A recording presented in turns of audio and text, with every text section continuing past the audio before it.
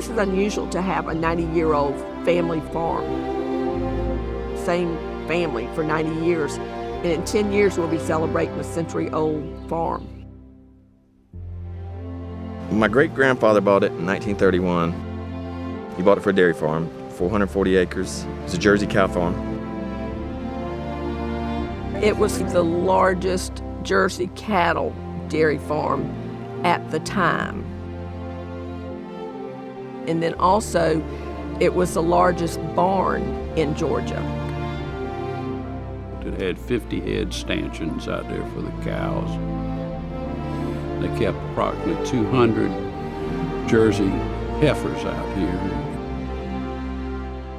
Every cow had a name and what it weighed. It was like Susie Bell, 2,000 pounds or whatever. Grandpa was regarded as the tops in the dairy business.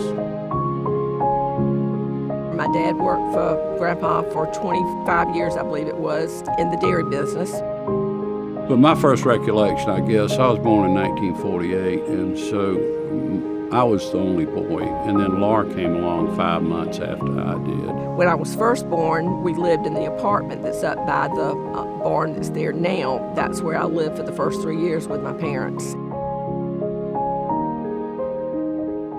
And of course, our grandparents were living out here, so the grandparents were great babysitters for all of us until we took off and moved into Savannah. My uncle, about 1953, his mother would drop me off and I'd stay with Laura because it was just the two of us at that time. He would bring me out here to the farm and we'd come out here and it'd be totally dark. We used to come out here and pick up dried cow manure and go sell it to the rich people for their roses and stuff, Ricky and I. He was a good dairyman. And then in 58, he was selling his milk 6 cents cheaper than everybody else, so they all complained about it. The milk board came out here and shut the dairy down. And so the thing was that the cows don't come equipped with a light switch in their butt. You can't turn them on and off. They still got to be milked, so we had to milk them and dump the milk. He said, I don't have to sell it, I'll give it away. So people would come out here and line up out there and he would give them milk. He gave away milk for 2 years. We came down in 1961. The farm at that time, it was being used as a dairy. My grandmother and I were always doing something, and they had an 8-end Ford tractor that was operating. And I kind of took to the tractor. They said he'd rather drive the tractor than he would do anything else, which was referring to me at the time. So grandmother would get me box of 22s and a couple of gallons of gas and put in the tractor, and we'd mow till we run out of gas. And I'd go shoot the gun and have fun, and that was my times in those early years. The dairy was actively working. There was a gentleman named Mr. Liggett, and he had an agreement with my grandfather to continue the dairy and try to buy it out. That failed, and by 63, I think that was done. The cows were still here, the dairy was still here, and Mr. Liggett was gone. The cows were basically Grandpa's pets. That's how smart he was.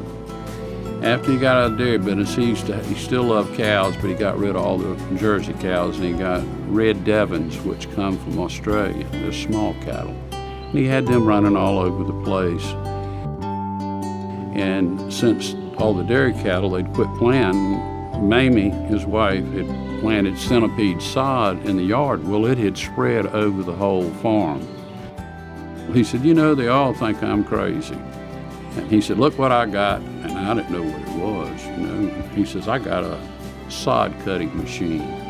He said, I got 440 acres. I'm real crazy. He says, I'm selling sod for 25 cents a foot. That's $4,000 an acre, and I still own the land, and I can dig down 22 feet. And he sold sod until he got sick and died, and just laughed all the way to the bank. But he lived every day for coming up on the farm and doing things. This is his love of his life, was working on the farm, working with the cows.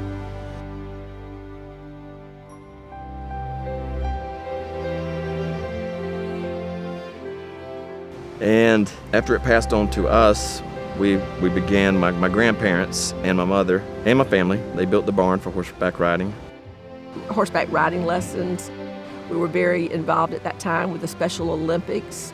They boarded horses, and we did horse shows, which was really awesome growing up. My granddaddy would always bring horses home all the time, so as a kid, that was pretty awesome. So we've done so many things through the years to utilize the property. But before that time, the property was out here. I was working for her father.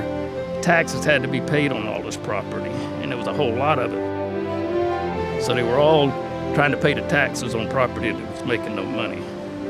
So we started doing things like, we called it hay jams. We would bring bands out here, local bands or Georgia bands, and have these big hay jams out in the middle of the pasture.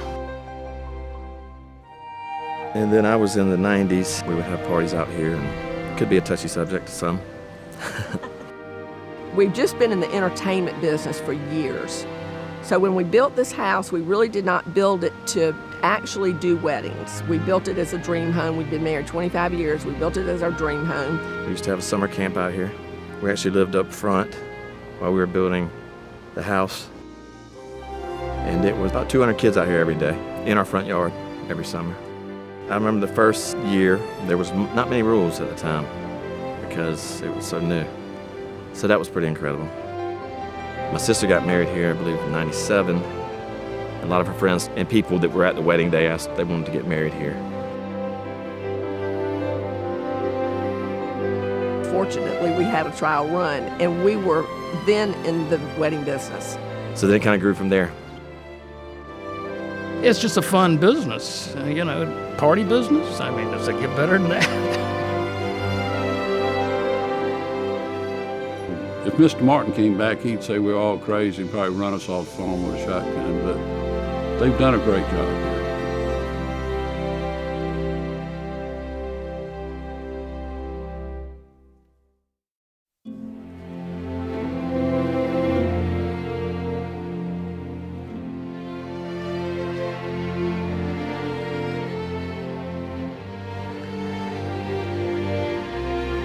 It was a base to stand on.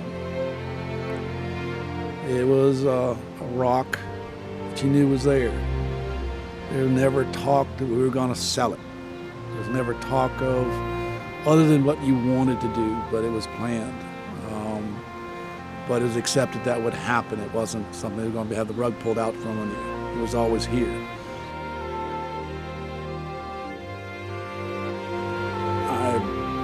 I'm a part of the farm as a farmer is a part of any farm.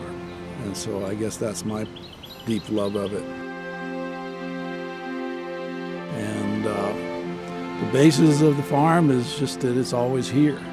It's still here now. I'm 70-something years of age and it's still here. Another couple of years and this will be a century farm.